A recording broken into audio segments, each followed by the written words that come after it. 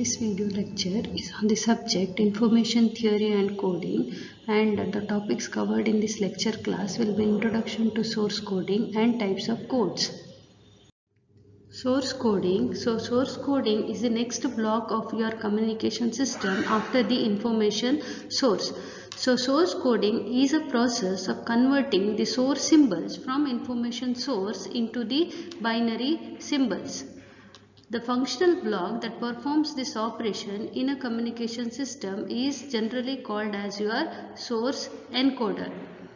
The performance of the source encoder is measured in terms of coding efficiency. So we usually denote the symbol coding efficiency as eta C.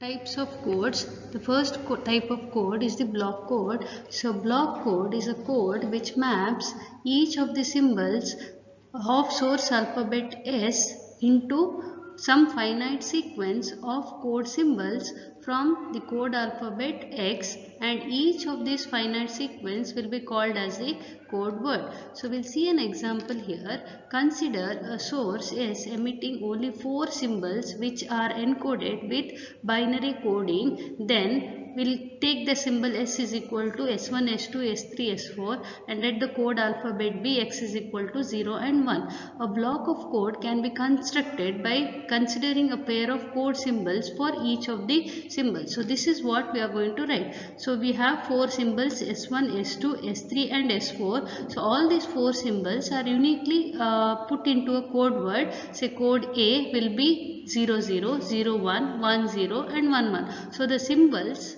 are mapped into the respective code symbols or code alphabets here. Second type of code word is non-singular code.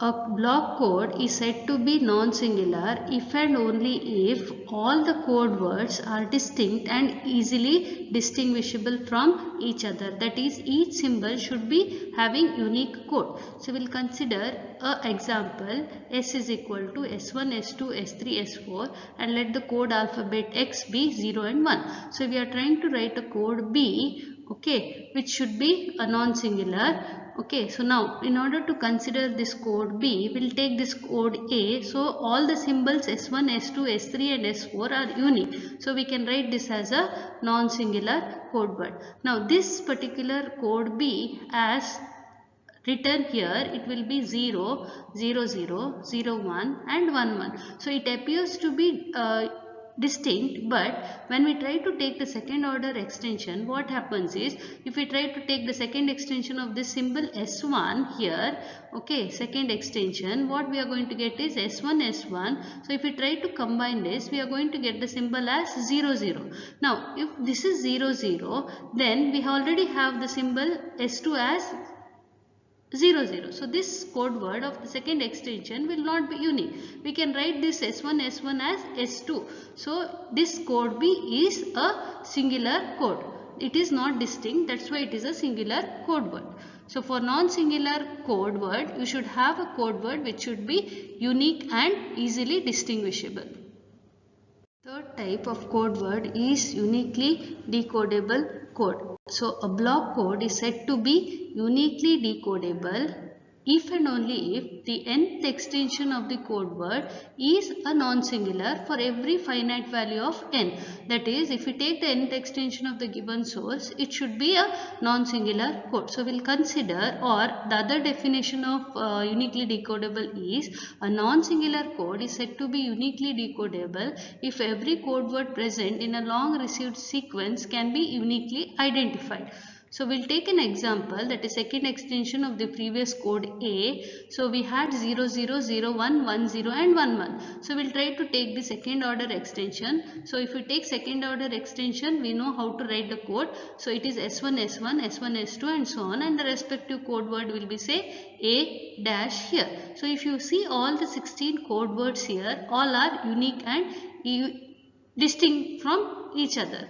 So the second order extension of this code A is non-singular and hence it is uniquely decodable. Fourth type of code is instantaneous code. So a uniquely decodable code is said to be instantaneous if it is possible to recognize the end of any code word in the received sequence without referring to the succeeding symbols. That is, there is no time delay in the process of coding, and decoding is done simultaneously as and when the symbols arrive at the receiver. These codes are also called as prefix code. That is, there should not be any delay in decoding the code. As and when it is received, we need to decode the symbol. So that is your instantaneous code. So we'll take an example here. So we have three symbols, code C, code D and code E, and the respective symbols are S1, S2, S3 and S4. Now we'll take an example. Let the received sequence be 0, 0, 1, 1 and 0, 0. So let this be received signal. Now if we try to use the code C, we can decode the code C as, so this is 0, so 0 is not any code in code C. So next what we will try to do is we will try to take two symbols. So 0, 0 is nothing but the symbol S1. So 1, 1 is nothing but S4 and 0, 0 is nothing but say S1.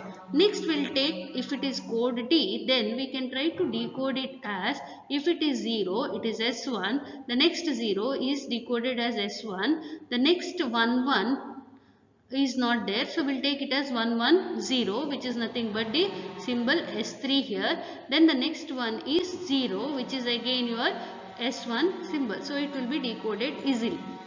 Next, if it is code E, what we need to do is we'll try to see if it is 0, then it is symbol S1. Then if it is next is 0 and 1, so if it is 0 and 1, we'll write it as S3. Next we have 1. Okay, we have it as 1. So 1 is we have finished with 0, 1, 1. Okay, so the next is 0, so it will be S1. The last one is 0, so it will be decoded as S1. So in this particular example, if you see, the code E has to wait for the next symbol interval. That is, we need to check whether it is 0 or whether it is 0, 1, because we can decode it as either S1 if it is 0. If we try to take two codes, then we can also decode it as 0, 1. The same example, we can also write it as, or we can try to decode it as, if it is 0, we can try to write it as S1. Then the next two symbols we can combine and we can write it as symbol S2. Next we have 1, 0, 0, which is none of the code word here. So there will be a confusion in decoding the code. So this code E is not a instantaneous code in this particular given example. The last type of code is the optimal code. So instantaneous code is said to be optimal code if it has minimum average length L of a source with the given probability assigned to the source symbol. That is, we are going to find a code word which is going to have the minimum average length L. We can write the types of codes in the form of a flow chart. Okay, so we have different types of codes. So codes is the main type of code. Now this code can be divided into two categories. Okay, one is block code, the other one is non-block codes. We are interested in block codes. Next, this block code can be divided into two further categories. One is non-singular codes and singular codes. Again, we are interested in non-singular codes as per the definition. This non-singular codes can be divided into uniquely decodable code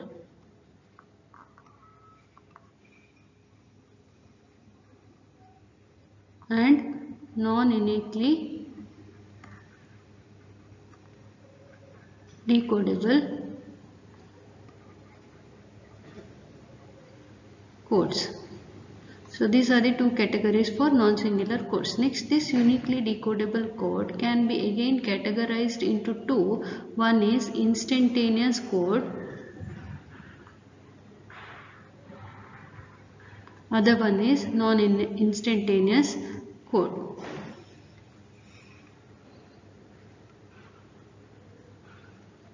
Next, this instantaneous code is finally categorized as optimal code and non-optimal code. So this is how we can write the types of code as. Finally what we do is, from the code words we are going to find the optimal code words.